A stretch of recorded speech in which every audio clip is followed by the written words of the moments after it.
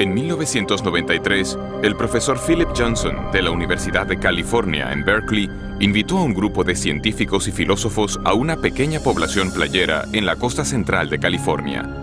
Procedían de centros académicos principales, incluyendo Cambridge, Múnich y la Universidad de Chicago, para cuestionar una idea que había dominado la ciencia durante 150 años.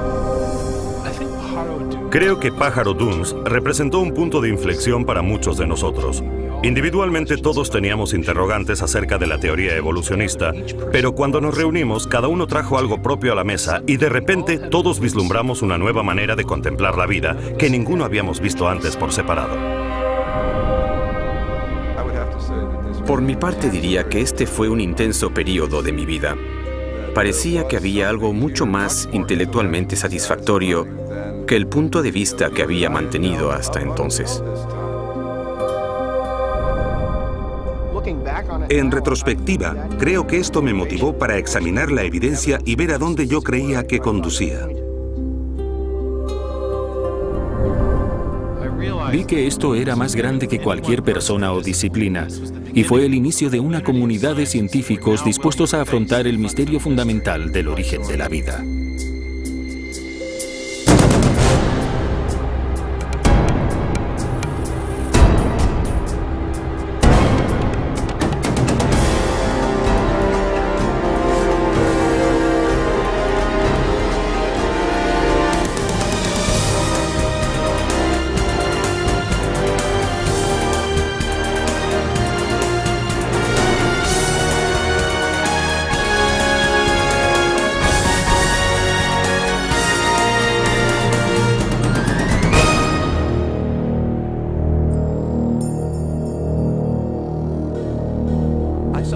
A veces me pregunto cómo es que alguien habla de alguna otra cosa, porque no hay nada más interesante que esto. ¿De dónde venimos? ¿Cómo hemos llegado aquí? ¿Qué nos trajo a la existencia?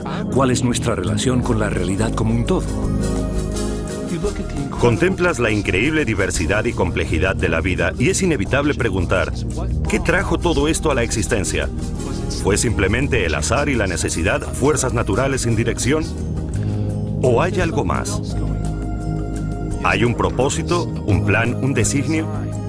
¿El designio de una causa inteligente? Creo que esta es la pregunta fundamental.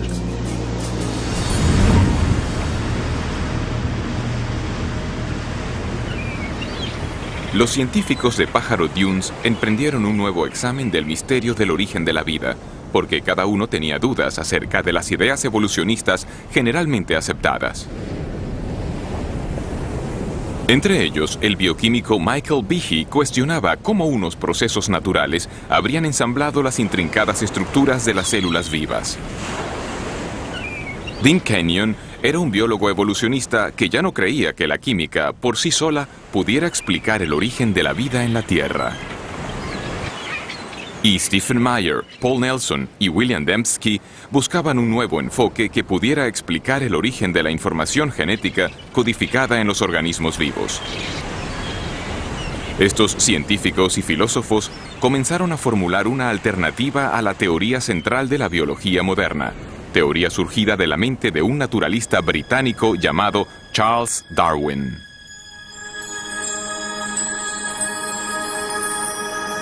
En 1831, Darwin, que a la sazón tenía 22 años, se incorporó a una expedición de exploración de 5 años organizada por el Imperio Británico.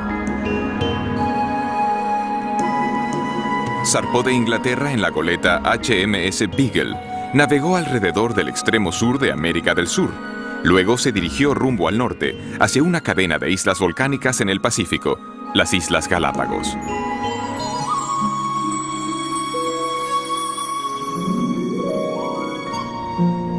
En este desolado archipiélago, a 1000 kilómetros de la costa occidental de Ecuador, Charles Darwin pudo observar una extraordinaria variedad de aves, reptiles y mamíferos diferentes de todo lo que había visto antes.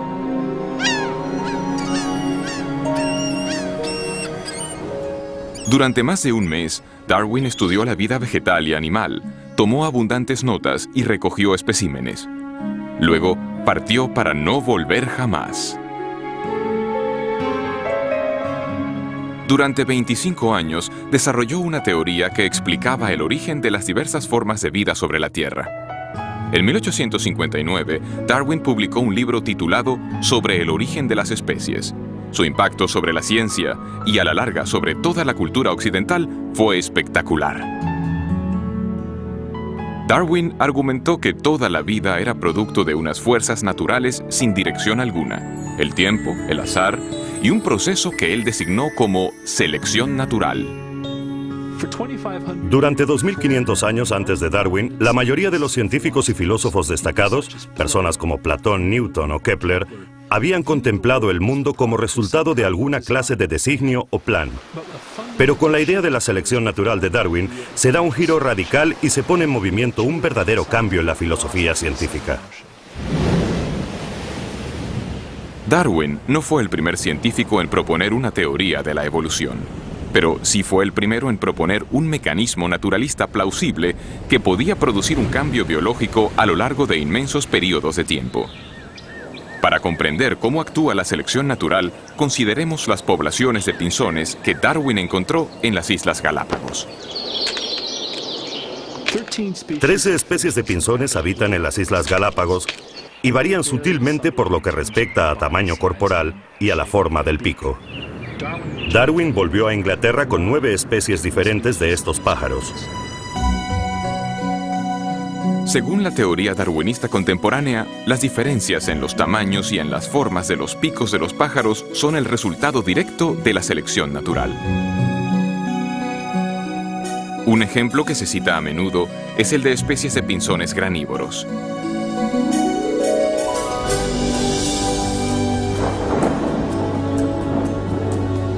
Después de temporadas de intensas lluvias, hay abundancia de pequeñas semillas blandas por todas las islas. Los pájaros con picos cortos pueden conseguir alimento con facilidad. Sin embargo, durante periodos de sequía, las únicas semillas disponibles están protegidas dentro de cáscaras duras y resistentes que permanecen en el suelo desde el año anterior. En estas circunstancias, solo pájaros con picos más largos y aguzados pueden romper las cáscaras y comer las semillas. Los pájaros con picos más largos sobreviven porque pueden alcanzar el alimento, mientras que otros pájaros no pueden. Así, el pico largo les confiere en este caso lo que los biólogos ahora llaman una ventaja funcional. Desafortunadamente, los pinzones con picos más pequeños mueren de hambre por no poder alcanzar el alimento. Si las condiciones de sequía persisten, el medio causa un cambio en los rasgos de toda la población de pinzones. Con el paso del tiempo, los picos largos pasan a sucesivas generaciones porque estos picos capacitan a los pájaros para sobrevivir. La selección natural era una idea convincente. Las variaciones físicas que resultaban ventajosas eran heredadas por generaciones sucesivas. Por medio de este proceso se alteraban las poblaciones y, con el paso del tiempo, surgirían organismos fundamentalmente diferentes, sin ninguna clase de dirección inteligente. Darwin quería explicarlo todo en la historia de la vida en términos de procesos naturales, no inteligentes, carentes de designio. Y cuando buscó una explicación, lo que encontró fue que un proceso que podía observar en las poblaciones domesticadas también funciona en el ambiente natural. Darwin conocía bien la crianza doméstica de animales. Él mismo había estudiado la crianza de palomas y sabía que, durante siglos, los criadores habían logrado cambios espectaculares en poblaciones seleccionando ciertos ejemplares. Darwin solo sugirió que este mismo proceso también opera en el ámbito natural. Para Charles Darwin, la selección natural explicaba la apariencia de designio sin un diseñador. Ya no había más necesidad de invocar una causa inteligente para la complejidad de la vida. De hecho, la selección natural pasó a ser como un diseñador sustituto. En la actualidad, el darwinismo se da generalmente por sentado en el campo científico y en el mundo académico. Sin embargo, y a pesar de su amplia aceptación, un creciente número de científicos y eruditos, incluyendo los que se reunieron en Pájaro Dunes, están cuestionando aspectos clave de la teoría darwinista. Cuando nos reunimos en Pájaro Dunes, desde luego no estábamos de acuerdo en todo, pero compartíamos una verdadera insatisfacción con el mecanismo de la selección natural y con el papel que se le daba en las explicaciones biológicas. La selección natural es un proceso real y funciona para explicar ciertas clases limitadas de variación. los cambios a pequeña escala. De hecho, tenemos muchos ejemplos de eso. Para lo que no funciona bien es para explicar lo que Darwin creía que podría explicar, la verdadera complejidad de la vida. Tenemos un pico de pinzón y luego tenemos el pinzón mismo. Un pequeño cambio en la estructura del pico frente al origen del organismo como tal. Son fenómenos de escala diferente. Son problemas de clase diferente. Y el problema importante para la biología es comprender dónde funciona la selección natural y dónde no funciona, y el porqué de la diferencia. La evidencia es muy convincente, y todos teníamos la sensación de que si dejábamos que la evidencia hablase por sí misma, nos llevaría en una dirección muy diferente, que nos alejaría de la selección natural hacia una conclusión distinta acerca del origen y de la naturaleza de la vida sobre la Tierra.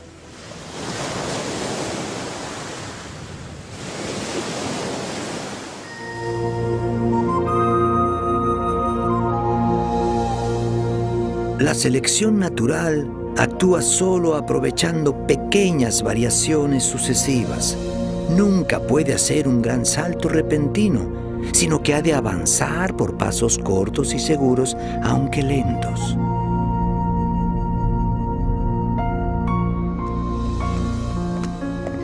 Es realmente interesante observar que cuanto más sabemos acerca de la vida y acerca de la biología, tantos más problemas tiene el darwinismo y tanto más evidente se hace el designio. Desde 1988, el Dr. Michael Behe ha investigado sistemas biológicos complejos que parecen desafiar la explicación de la selección natural.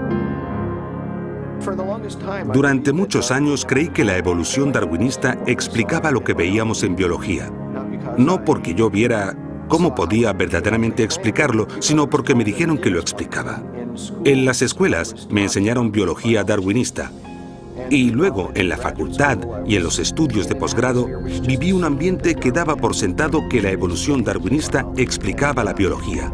Y de nuevo, no vi ninguna razón para dudarlo. No fue sino hasta hace unos 10 años que leí un libro llamado Evolución, una teoría en crisis, de un genetista australiano llamado Michael Denton, donde exponía una gran cantidad de argumentos científicos contra la teoría darwinista que yo nunca había oído antes. Y los argumentos parecían bastante convincentes. En ese momento comencé a sentirme un poco molesto porque pensaba que me habían estado guiando por un camino falso. Aquí había una buena cantidad de sólidos argumentos y yo había hecho el doctorado en bioquímica, era miembro de la facultad y nunca había ni oído hablar de estas cosas. Y así, a partir de ese momento, me interesé en el tema de la evolución y desde entonces he decidido que los procesos darwinistas no son toda la explicación para la vida. El escepticismo de Michael Behe parte en buena medida de lo que la moderna biología ha descubierto acerca de la unidad más fundamental de la vida, la célula. En el siglo XIX, en vida de Darwin, los científicos creían que la base de la vida, la célula, era un simple glóbulo de protoplasma, como un pequeño fragmento de gelatina o algo que no era difícil de explicar en absoluto. Esta percepción no cambió demasiado hasta los 50, pero a lo largo de la última mitad del siglo XX, nuestro conocimiento de la célula ha avanzado de manera formidable.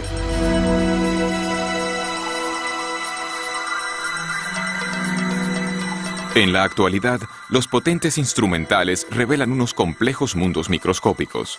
Mundos tan diminutos que un solo dedal lleno de un cultivo líquido puede contener más de 4.000 millones de bacterias unicelulares, cada una de ellas repleta de circuitos, instrucciones de ensamblaje y máquinas miniaturizadas, de tal complejidad que Charles Darwin jamás pudo haberse imaginado.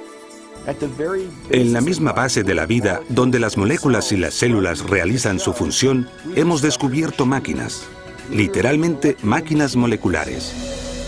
Hay diminutos camiones moleculares que transportan suministros de una parte a otra de la célula. Hay máquinas que capturan la energía de la luz solar y la transforman en energía utilizable.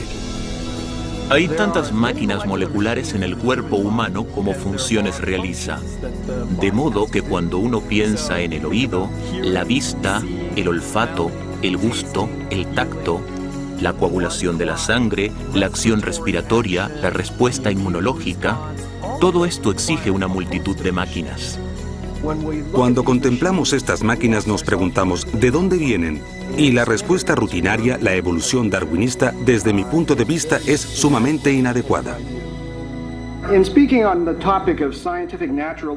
A principios de los 90, en una serie de conferencias científicas, Behe comenzó a compartir sus dudas acerca de la capacidad de la selección natural para construir máquinas moleculares complejas.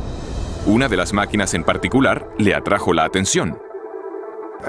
Recuerdo la primera vez que miré un libro de texto de bioquímica y vi un dibujo de algo que se llamaba el flagelo bacteriano, con todas sus piezas en toda su gloria. Tenía una región de propulsión y codo, el eje rotor y el motor. Y contemplé aquello y me dije, esto es un motor fuera de borda, esto ha sido diseñado, esto no es un ensamblaje de piezas al azar. La reacción de Behe no fue sorprendente, porque cada uno de los motores moleculares que impulsan a las bacterias en el seno de un líquido depende de un sistema de piezas mecánicas intrincadamente dispuestas. Estas piezas aparecen claras cuando se amplían porciones de una célula 50.000 veces. Los bioquímicos han empleado micrografías electrónicas como esta para identificar las piezas y la estructura tridimensional del motor del flagelo.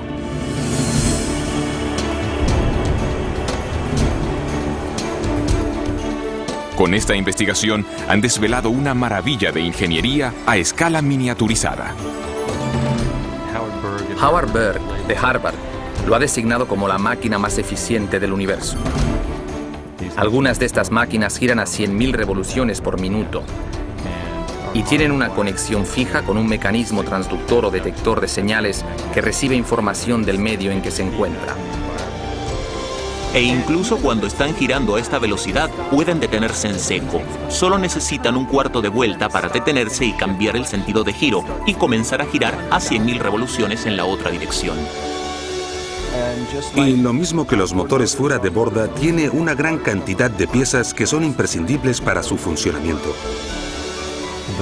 El flagelo bacteriano, 2 marchas, adelante y atrás, con refrigeración por agua, movido por energía protónica, tiene un estator, un rotor, una articulación en U, un eje propulsor y una hélice, y funcionan como estas piezas de maquinaria.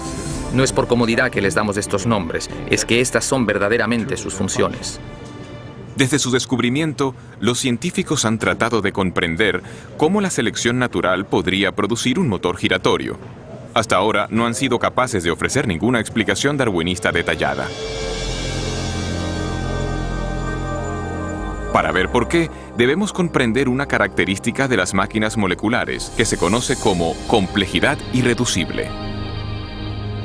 La complejidad irreducible es un término acuñado por Michael Behe en su descripción de estas máquinas moleculares. Básicamente lo que enuncia es que se tiene una multiplicidad de piezas para la composición de cualquier organela o sistema dado dentro de una célula, todas ellas necesarias para la función. Es decir, si se elimina una pieza, el sistema pierde su función. La idea de la complejidad irreducible se puede ilustrar mediante una conocida máquina no biológica, una ratonera.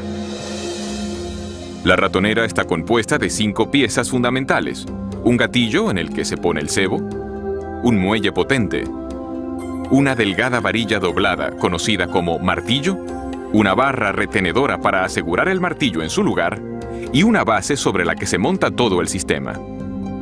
Si falta cualquiera de estas piezas o es defectuosa, el mecanismo no funcionará. Han de estar presentes simultáneamente todos los componentes de este sistema irreduciblemente complejo para que la máquina cumpla su función: atrapar ratones. La complejidad irreducible se aplica también a las máquinas biológicas, incluyendo el motor flagelar bacterial. En total hay alrededor de 40 piezas proteínicas diferentes que son necesarias para que esta máquina funcione. Y si falta cualquiera de estas piezas, entonces o bien obtendremos un flagelo que no funciona debido a que le falta el codo o el eje de transmisión o lo que sea, o bien ni siquiera se montará dentro de la célula. En términos evolutivos, tenemos que poder explicar cómo se puede construir este sistema de forma gradual cuando no hay función hasta que se tienen todas estas piezas en su sitio.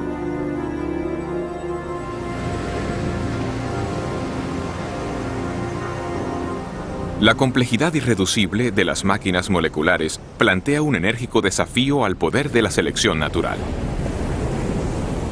Según la teoría de Darwin, incluso las estructuras biológicas muy complejas, como un ojo, un oído o un corazón, pueden construirse gradualmente a lo largo del tiempo en pequeños incrementos. Sin embargo, tal como Darwin puso en claro, la selección natural solo puede tener éxito si estos cambios genéticos al azar proporcionan alguna ventaja al organismo en evolución en su lucha por la supervivencia.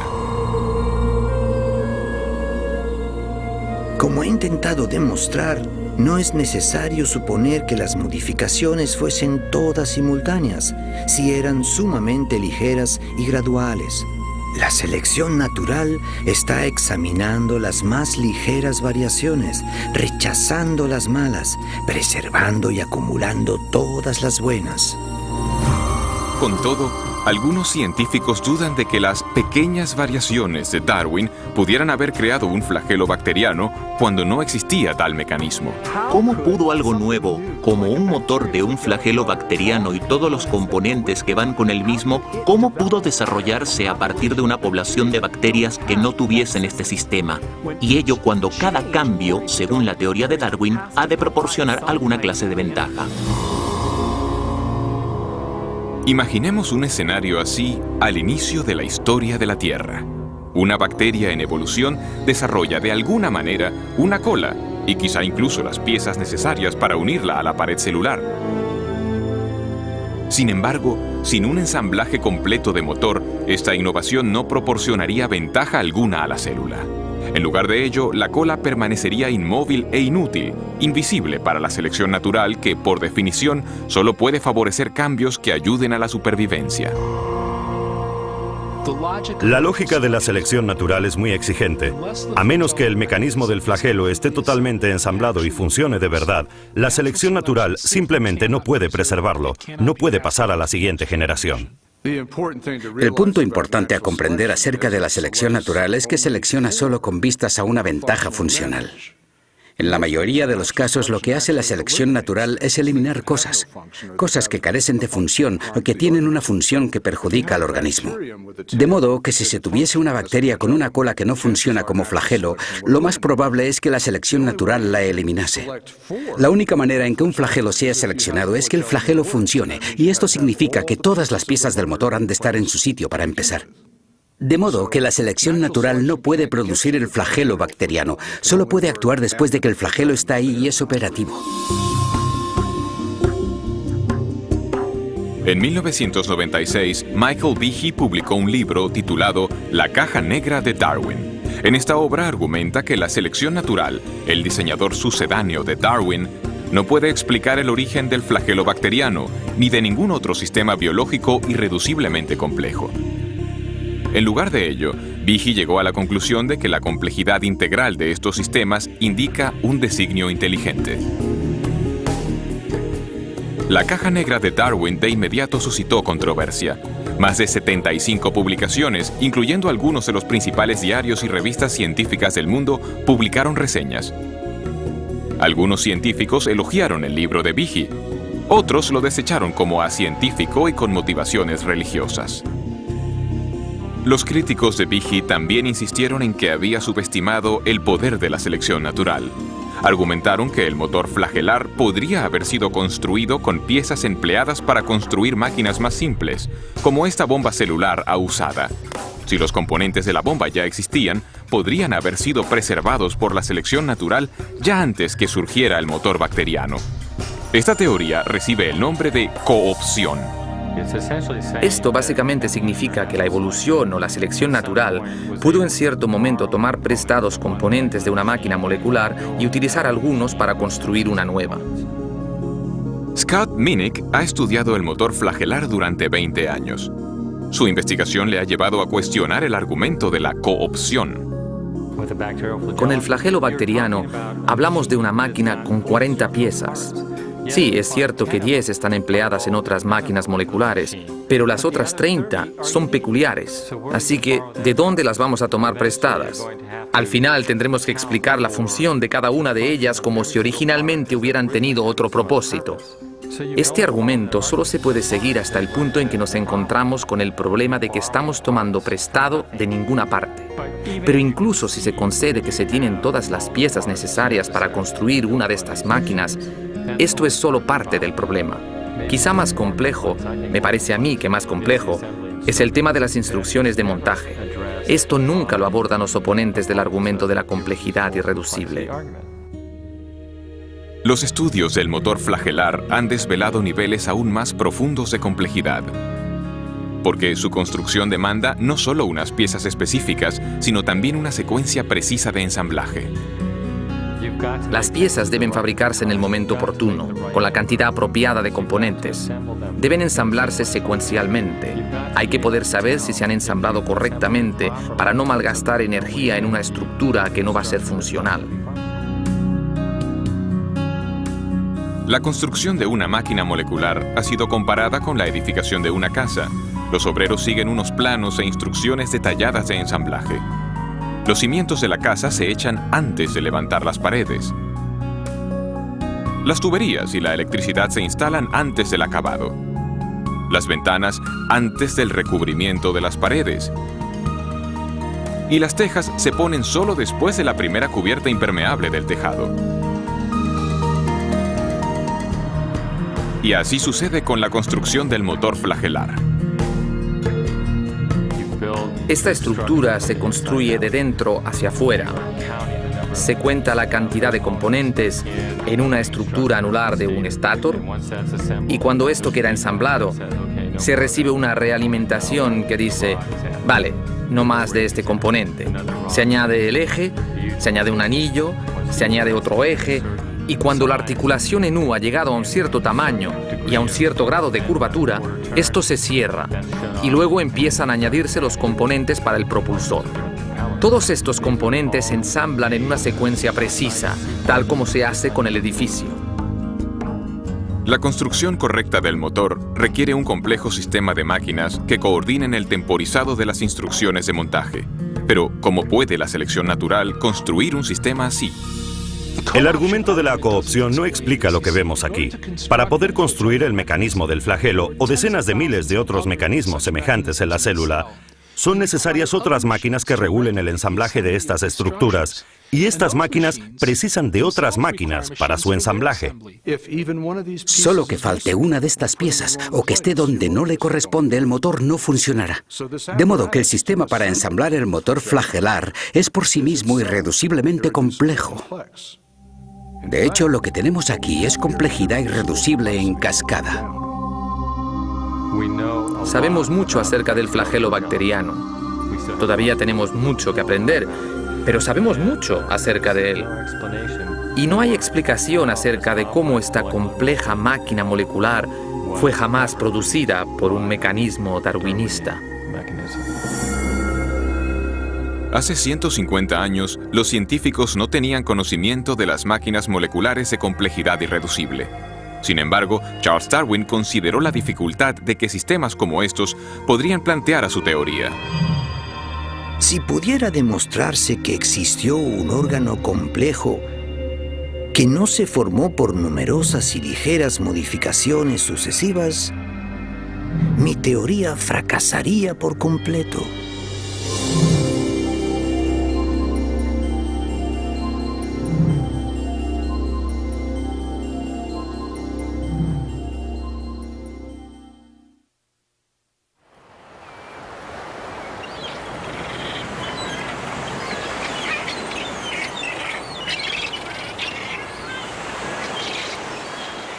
En biología, de hecho, hay dos grandes interrogantes. ¿Cómo se consiguen nuevas formas vivientes con nuevas estructuras como alas y ojos a partir de vida que ya existe? Y segundo, ¿cómo se originó la vida en la Tierra por primera vez? Hoy sabemos que Darwin pasó la mayor parte de su vida formulando una respuesta a la primera pregunta.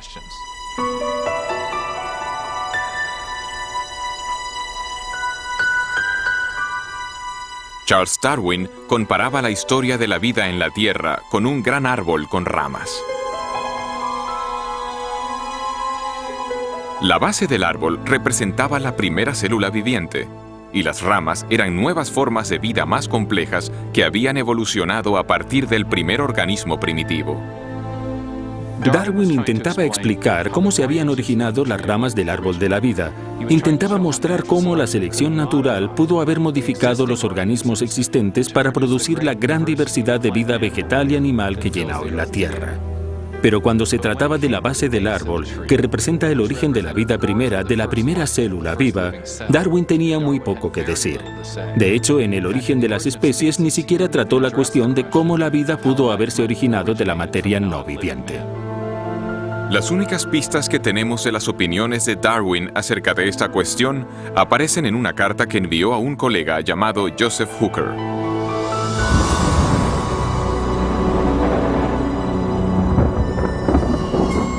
Por lo que respecta a la primera producción de un organismo viviente, sí, y oh, qué gran sí, pudiéramos imaginarnos en algún pequeño y cálido estanque con toda clase de sales amoniacales y fosfóricas, luz, calor y electricidad presentes, que se formase químicamente un compuesto proteínico listo para sufrir cambios aún más complejos.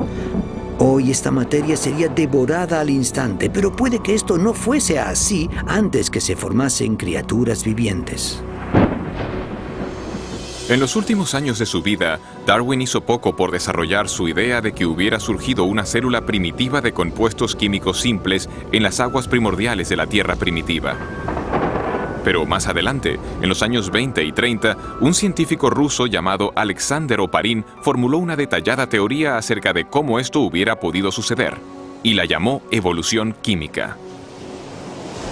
Oparin creía que podía explicar el origen de la primera vida con los principios darwinistas. Imaginó unos compuestos químicos simples que se combinaban y recombinaban para formar moléculas mayores, y estas moléculas más grandes se organizaban a sí mismas con la ayuda de variaciones al azar y de la selección natural para constituir la primera célula primitiva.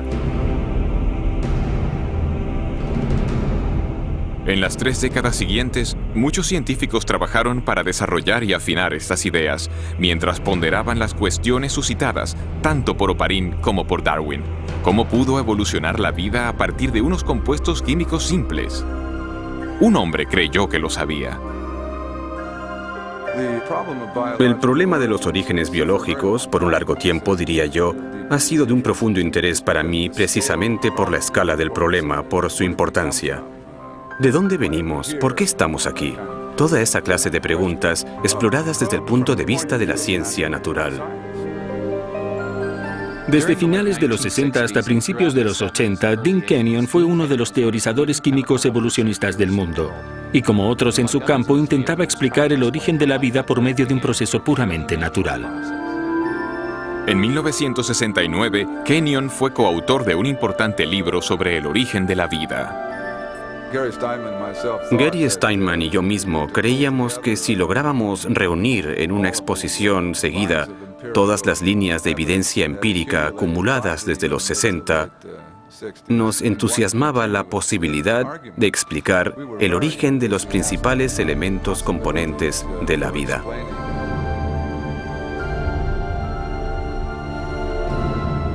A pesar de su optimismo, Kenyon se enfrentaba con un problema importante. Para explicar el origen de la vida, debía antes explicar el de los ladrillos esenciales de cada célula que ha existido sobre la Tierra, las grandes y complejas moléculas llamadas proteínas. Las proteínas tienen una amplia gama de funciones en la célula, desde los requisitos estructurales, en términos del andamiaje de la célula, el citoesqueleto, a los enzimas, donde están procesando moléculas para captar energía o construir componentes de la célula.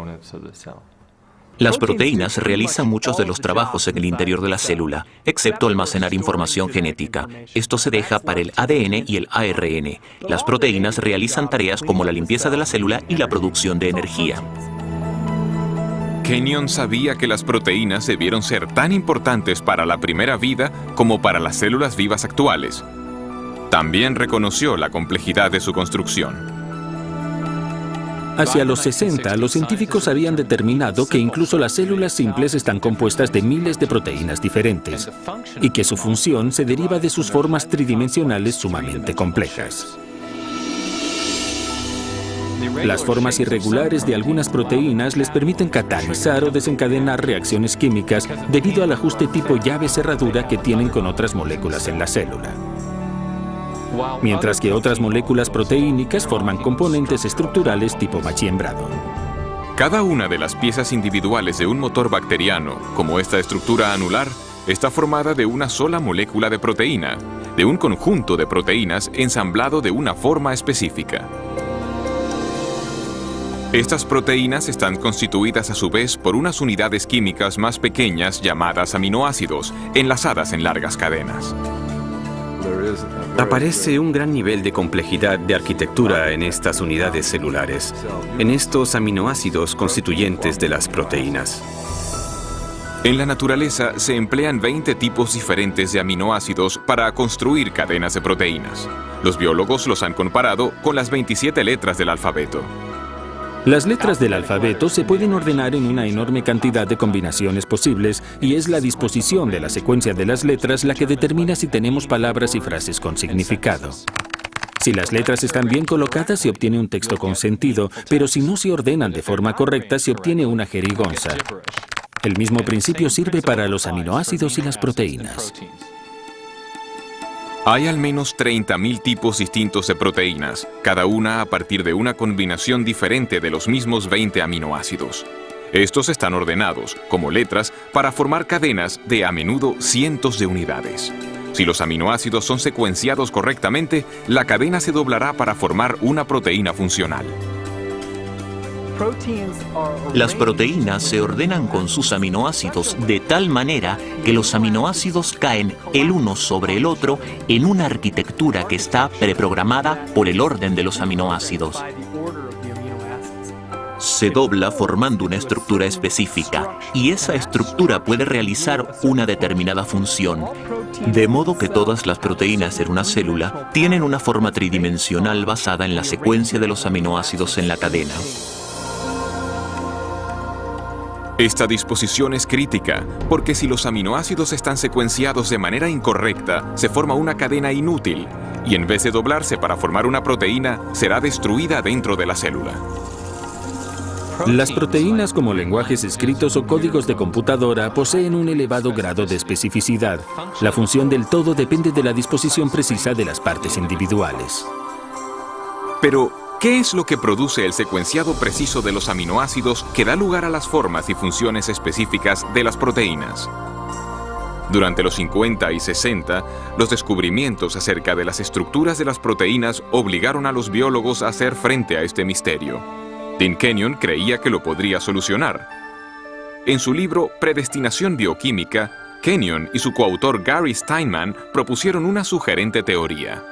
Kenyon escribió: la vida pudo haber estado bioquímicamente predestinada por las propiedades de atracción que existen entre sus componentes químicos, en particular entre los aminoácidos en las proteínas.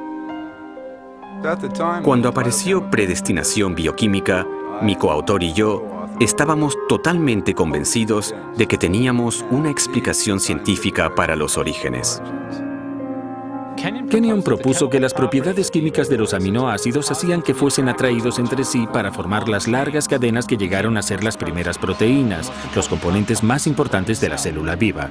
O sea que la vida era inevitable, predestinada por nada más que la química. Muchos científicos abrazaron las ideas de Kenyon, y durante los siguientes 20 años, Predestinación bioquímica se convirtió en un bestseller sobre la teoría de la evolución química. Pero 5 años después de la publicación del libro, Kenyon comenzó a dudar de la credibilidad de su propia teoría. Fue durante este periodo de tiempo que se manifestaron mis dudas acerca de ciertos aspectos del pensamiento evolucionista al entrar en contacto con un sólido contraargumento que me planteó uno de mis estudiantes. Y yo no pude refutar ese contraargumento. Kenyon fue desafiado a explicar cómo se podrían haber ensamblado las primeras proteínas sin la ayuda de instrucciones genéticas. En las células vivientes actuales, las cadenas de aminoácidos no se forman directamente por atracción entre sus componentes, el escenario que Kenyon postulaba para la Tierra primitiva. En su lugar, Otra gran molécula dentro de la célula almacena instrucciones para secuenciar los aminoácidos en las proteínas. Se la llama ADN. Al principio, Kenyon creía que las proteínas podrían haberse formado directamente a partir de los aminoácidos sin las instrucciones de ensamblaje del ADN.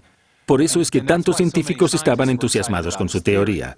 Pero cuanto más aprendía acerca de las propiedades de los aminoácidos y de las proteínas, tanto más comenzó a dudar de que las proteínas pudieran autoensamblarse sin ADN. En el ADN, Kenyon se encontró con una molécula con una propiedad que no podía explicar mediante procesos naturales, porque encerrada con seguridad dentro de su estructura de doble hélice, existe abundante información, en forma de compuestos químicos con una secuencia precisa representada por las letras A, C, T, G. En un lenguaje escrito, la información se comunica por un ordenamiento preciso de las letras. De la misma manera, las instrucciones necesarias para ensamblar aminoácidos, para formar proteínas, son transmitidas por las secuencias de componentes químicos ordenados a lo largo de la estructura del ADN. Este código químico ha sido llamado el lenguaje de la vida, y es el conjunto de información más compacto y elaborado al menor detalle en todo el universo conocido. Como otros científicos que trabajaban en el origen de la vida, Kenyon se dio cuenta de que tenía dos opciones. Debía explicar o bien la procedencia de estas instrucciones genéticas de ensamblaje, o bien cómo surgieron las proteínas directamente de los aminoácidos sin ADN en los océanos primordiales. Y al final vio que no podía explicar ni lo uno ni lo otro.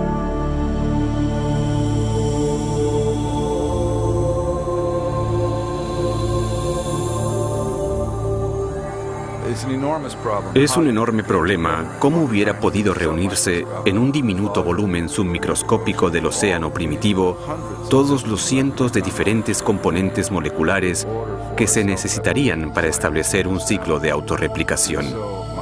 Y así fue como mis dudas acerca de si los aminoácidos podrían ordenarse a sí mismos en secuencias biológicas con significado, sin la presencia de un material genético preexistente, llegaron, para mí, a un punto intelectual decisivo hacia el final de la década de los 70. Mientras Kenyon reevaluaba su teoría, nuevos descubrimientos bioquímicos debilitaron más aún su convicción de que los aminoácidos se organizaran ellos solos para formar proteínas. Cuanto más efectuaba mis propios estudios, incluyendo un periodo en el Centro de Investigaciones Ames de la NASA, tanto más evidente se hacía que había múltiples dificultades con la explicación de la evolución química. Y el posterior trabajo experimental demostró que los aminoácidos no tienen la capacidad de ordenarse a sí mismos para formar ninguna secuencia biológica con significado. Enfrentado a crecientes dificultades con su propia teoría y a un creciente cuerpo de datos científicos acerca de la importancia del ADN, Kenyon se vio forzado a hacer frente a la absoluta necesidad de la información genética. Cada vez más pensaba en la alternativa que se presentaba en la crítica y en el enorme problema que todos los que trabajamos en este campo habíamos descuidado de afrontar, el problema del origen de la información genética misma. Entonces tuve que reexaminar toda mi posición tocante a los orígenes. Para Dean Kenyon, un nuevo interrogante llegó a ser el foco de su investigación en búsqueda del origen de la vida. ¿Cuál era la fuente de la información biológica en el ADN? Si se podía llegar al origen de los mensajes codificados dentro de la maquinaria viviente, entonces habríamos dado con algo intelectualmente mucho más satisfactorio que esta teoría de evolución química. Kenyon se daba cuenta de que las alternativas se iban reduciendo. Para la década de los 70, la mayoría de los investigadores rechazaba la idea de que la información necesaria para construir la primera célula se produjera por el mero azar.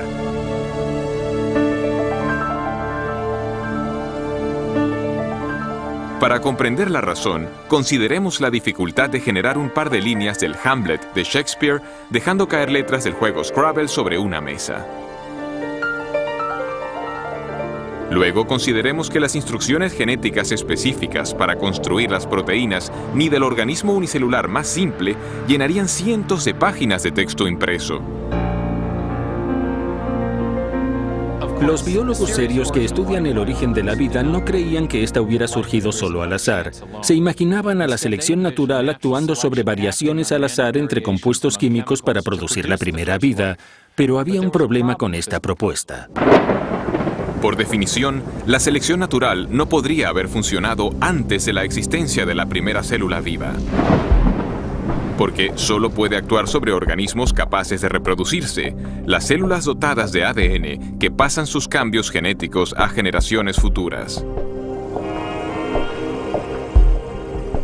Sin ADN no hay autorreproducción, pero sin autorreproducción no hay selección natural, de modo que no se puede usar la selección natural para explicar el origen del ADN sin dar por supuesta la existencia de aquella misma cosa que se está tratando de explicar. El azar, la selección natural y su propia teoría de autoorganización. Todo había fracasado para explicar el origen de la información genética. Ahora, Kenyon veía solo una alternativa. No hay ni la más ligera posibilidad de un origen evolutivo químico, ni siquiera para la más simple de las células. De modo que el concepto de un designio inteligente de la vida me resultó inmensamente atractivo y con mucho sentido, ya que coincidía estrechamente con los múltiples descubrimientos de la biología molecular. En los años transcurridos desde el rechazo de la evolución química por parte de Kenyon, la ciencia ha desvelado los detalles de todo un sistema de procesado de la información que lleva la marca del designio inteligente.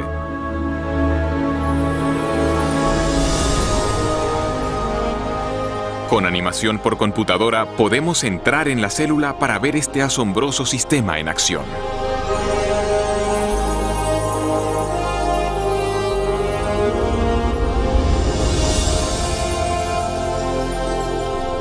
Después de entrar en el núcleo de la célula, vemos las hebras de ADN bien enrolladas. Son las bibliotecas de instrucciones necesarias para construir cada proteína en un organismo.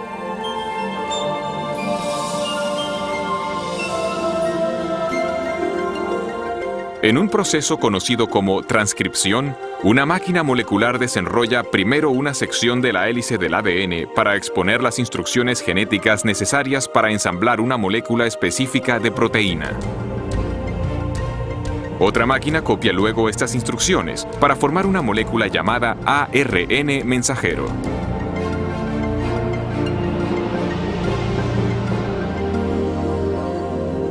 Cuando se ha completado la transcripción, la delicada hebra de ARN lleva la información genética a través del complejo de poros del núcleo, el regulador de tráfico adentro y afuera del núcleo.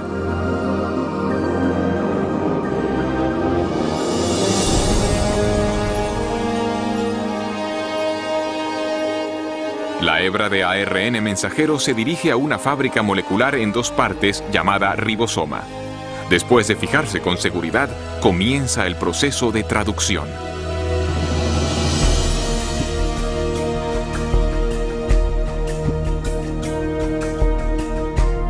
Dentro del ribosoma, una cadena de montaje molecular ensambla una cadena de aminoácidos secuenciada de una manera específica. Estos aminoácidos son transportados desde otras partes de la célula y luego son ensamblados en cadenas a menudo de cientos de unidades de longitud. Su orden de secuencia determina la clase de proteína manufacturada.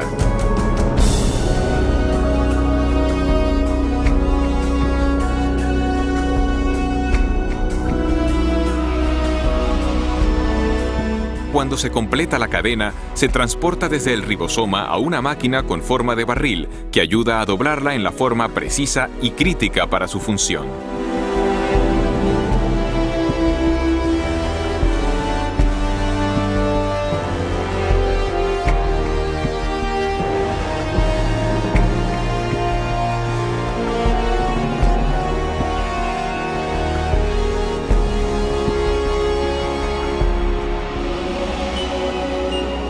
Después que la cadena queda doblada como proteína, es liberada y conducida por otra máquina molecular al lugar exacto donde se la necesita. Uno se queda totalmente asombrado al percibir a esta escala de tamaño un aparato tan finamente ajustado.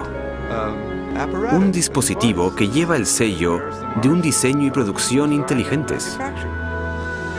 Y tenemos los detalles de un inmenso y complejo ámbito molecular de procesado de información genética. Y es precisamente en este nuevo campo de la genética molecular que vemos la evidencia más convincente de designio en la Tierra.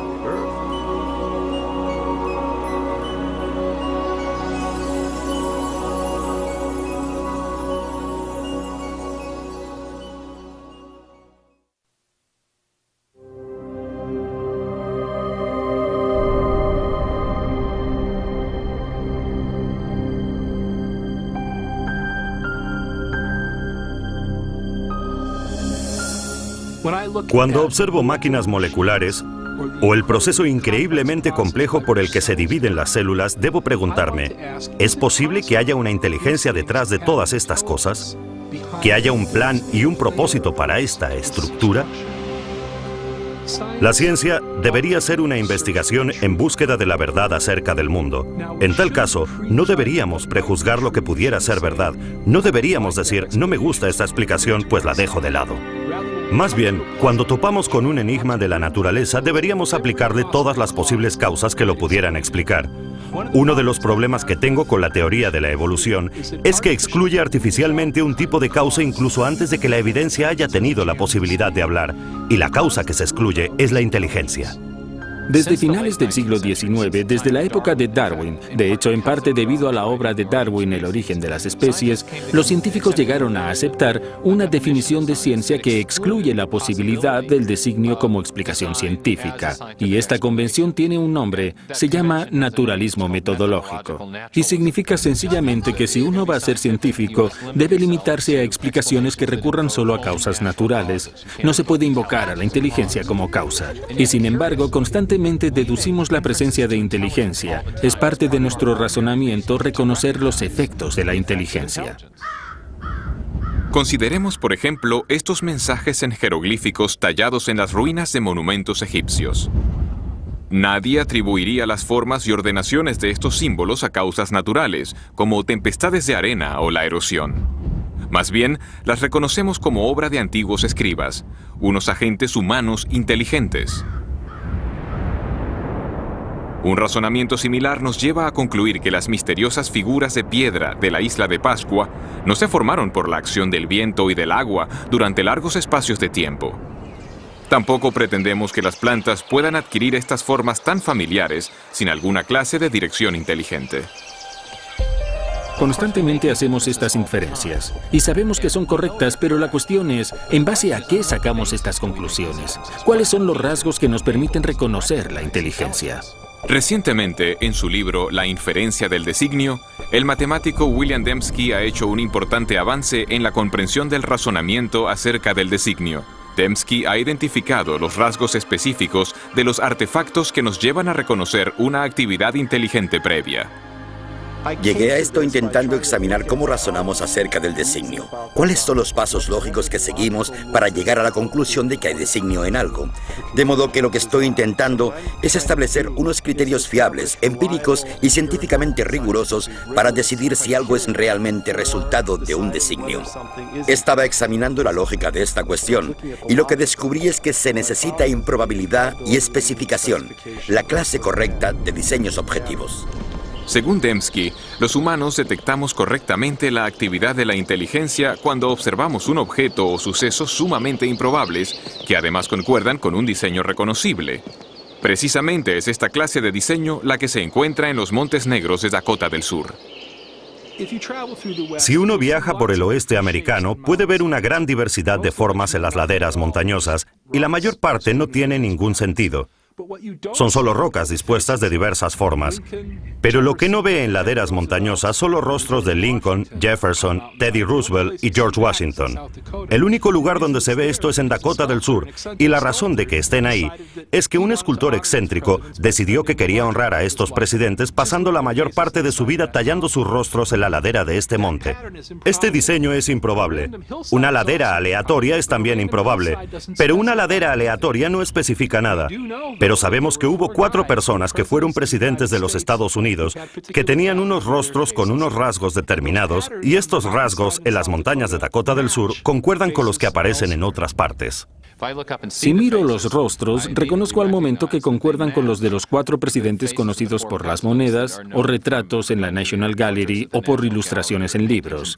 Y así comprendo que en el Monte Rushmore no solo tenemos una configuración rocosa sumamente improbable, sino una que concuerda con un diseño dado independiente y que indica inteligencia de forma fiable. Así tenemos una pequeña probabilidad, especificación. Es designio.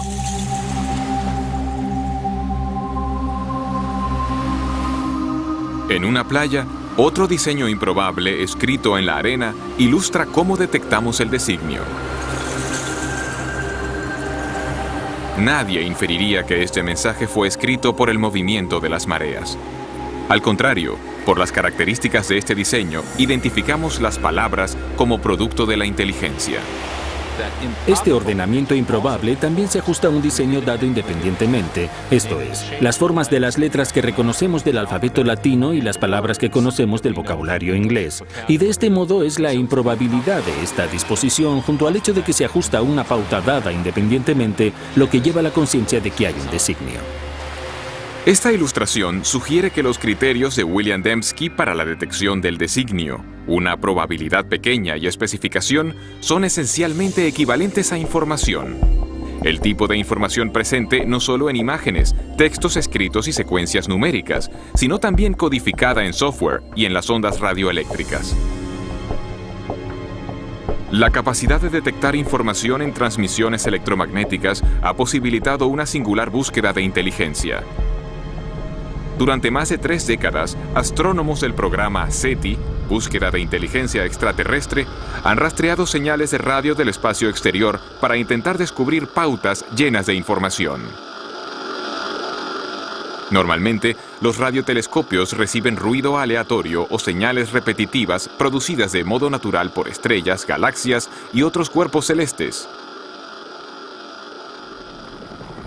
Pero los astrónomos reconocen que si llegan a identificar una señal portadora de información, esto confirmaría la existencia de vida inteligente más allá de la Tierra. Algunos han especulado que una civilización extraterrestre podría haberse intentado comunicar transmitiendo mensajes en el lenguaje universal de las matemáticas, quizá mediante una pauta reconocible, como una serie de números primos. Esto no se obtendría por azar.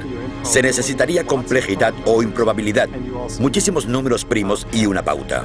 Tendría que ser justo la pauta adecuada, no la que uno imponga, sino una que esté ahí objetivamente.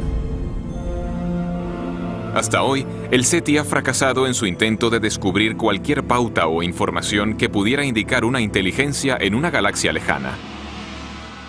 Pero en otro universo, mucho más cercano a nosotros, los científicos han descubierto una gran riqueza de información dentro del núcleo de la célula viva.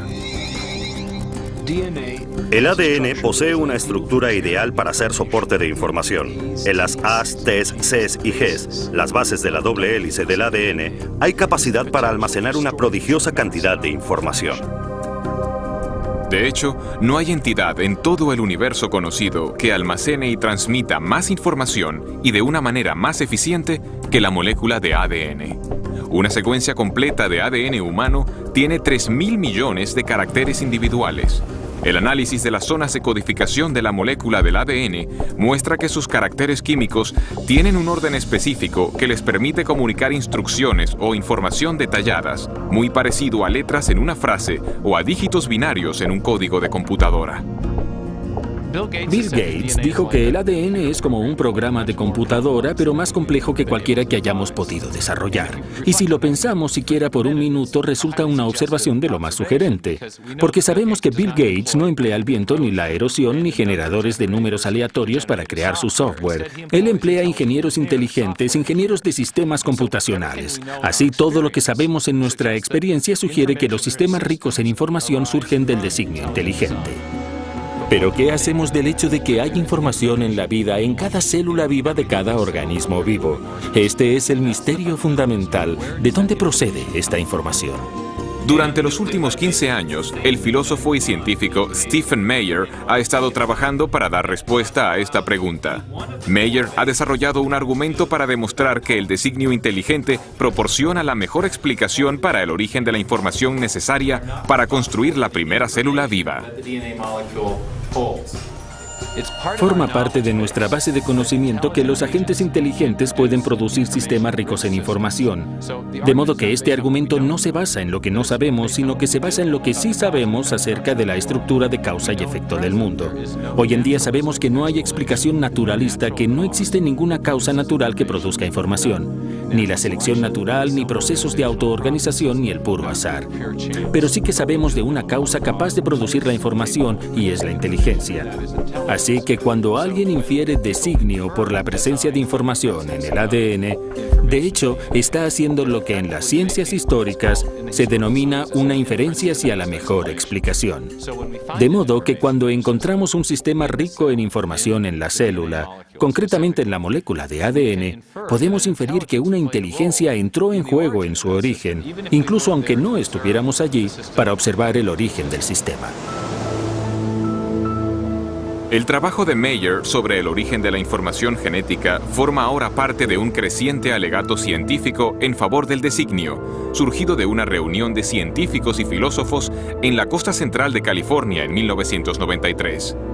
Su objetivo era reexaminar una idea que había dominado la biología durante más de un siglo. Durante el proceso concibieron una teoría que se ha conocido como designio inteligente. Para mí, la gran promesa del designio es que nos da un nuevo instrumento y una explicación que pertenecen al conjunto de instrumentos de la ciencia. Las causas inteligentes son reales, dejan evidencia de su existencia. Y una ciencia sana es una ciencia que busca la verdad y que deja que la evidencia hable por sí misma. El argumento a favor del designio inteligente se basa en una observación de los hechos. Ahora bien, esta es mi definición de buena ciencia. Es observación de los hechos. Y cuando se observan los hechos, como lo hizo Michael Behe, ¿qué es lo que se observa? Se observa este increíble diseño de complejidad interrelacionada. Y la forma como llegamos a la conclusión de un designio inteligente para el flagelo bacteriano es la misma que para un motor fuera de borda. En el fuera de borda vemos cómo las piezas interactúan y sabemos que esto lo hizo alguien. El razonamiento es el mismo para las máquinas biológicas, de modo que la idea del designio inteligente es totalmente científica. Desde luego, puede que tenga implicaciones religiosas, pero no depende de premisas religiosas. Cuando observo la evidencia objetivamente, sin excluir la posibilidad de designio, sencillamente el designio se destaca como la explicación más probable. Y por eso creo que es la correcta. Creo que el designio vuelve a estar sobre la mesa. Estos sistemas no pueden explicarse por ley natural. Y si buscamos la verdad y realmente están diseñados, si hay que ser ingenieros de sistemas para comprenderlos, entonces, ¿cuál es el problema? Uno va a donde los datos le llevan. Y las implicaciones, sí, claro, tienen profundas implicaciones metafísicas, pero si es así, que así sea. Por tanto, es una idea impactante que el universo sea racional y comprensible, con la rúbrica de una inteligencia suprema que ha querido que este mundo sea comprendido. Y es algo que garantiza el programa de la ciencia, porque entonces uno puede contemplar el mundo y el mundo tendrá sentido. Si todo fuese simplemente un conjunto caótico, no habría motivo para esperar racionalidad ahí. Pero si realmente es el producto de una mente, entonces uno puede investigar y la ciencia se convierte en ese maravilloso proyecto de resolver el rompecabezas donde uno puede esperar encontrar racionalidad, belleza y comprensibilidad justo en el fundamento mismo de las cosas. Hace 150 años, Charles Darwin transformó la ciencia con su teoría de la selección natural. En la actualidad, esta teoría se enfrenta a un reto formidable. El designio inteligente ha suscitado un intenso debate acerca del origen de la vida sobre la Tierra. Y para un creciente número de científicos, representa un paradigma. Una idea con el poder de, una vez más, redefinir los fundamentos del pensamiento científico. Durante el siglo XIX, los científicos creían que había dos entidades fundamentales, la materia y la energía. Pero al entrar en el siglo XXI tenemos una tercera entidad fundamental que la ciencia ha tenido que reconocer, y es la información. Y con la biología de la edad de la información crece la sospecha de que lo que estamos viendo en la molécula de ADN es realmente un artefacto de la mente, un artefacto de la inteligencia, algo que solo puede explicarse como producto de un designio inteligente.